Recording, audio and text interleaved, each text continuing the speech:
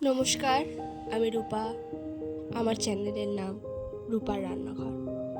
আজকের আমি আপনাদের তৈরি করে দেখাবো তড়কা। এটা আপনারা রুটির সঙ্গে খেতে পারেন। তাহলে চলুন শুরু করা যাক। প্রথমে আমি কড়াইটা জল দিয়ে ভালো করে ধুয়ে নিলাম। ধুয়ে নেওয়ার পর আমি প্রেসার কুকারে সেই কড়াইটা সিদ্ধ করতে বসিয়ে দিলাম।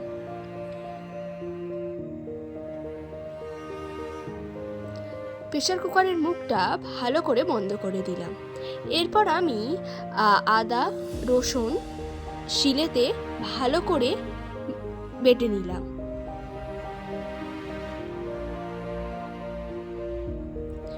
শিলেতে আদা রসুন ভালো করে বেটে নেওয়ার পর আমি কড়াইতে একটা ডিম দিয়ে সেটাকে ভালো করে ঘেটে নিলাম, আর একটু তাতে সামান্য নুন দিয়ে দিলাম। ভালো করে ডিমটা ভাজা হয়ে গেলে আমি একটা পাত্রে ডিমটাকে তুলে নিলাম।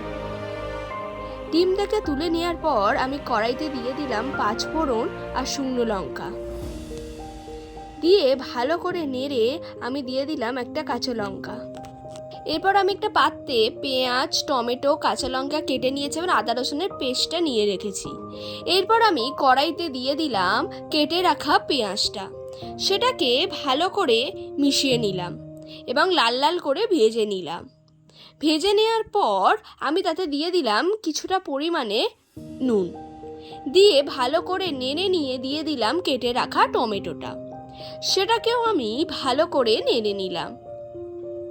ভালো করে কড়াইতে আমি এটাকে নেড়ে নেওয়ার পর আমি তাতে দিয়ে দিলাম বেটে রাখা আদা রসুনের পেস্টটা, সেটাকে ভালো করে মিশিয়ে নিলাম। তারপর দিয়ে দিলাম একটু চিনি, হলুদ গুঁড়ো আর লঙ্কা গুঁড়ো।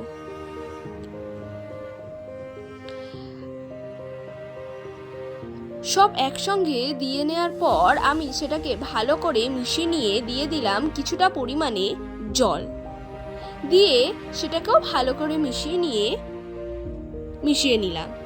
এরপর আমি দিয়ে দিলাম তড়কা মশলা দিয়ে ভালো করে মিশিয়ে ওতে দিয়ে দিলাম সিদ্ধ করা কড়াইটা দিয়ে ভালো করে আমি মিশিয়ে নিলাম।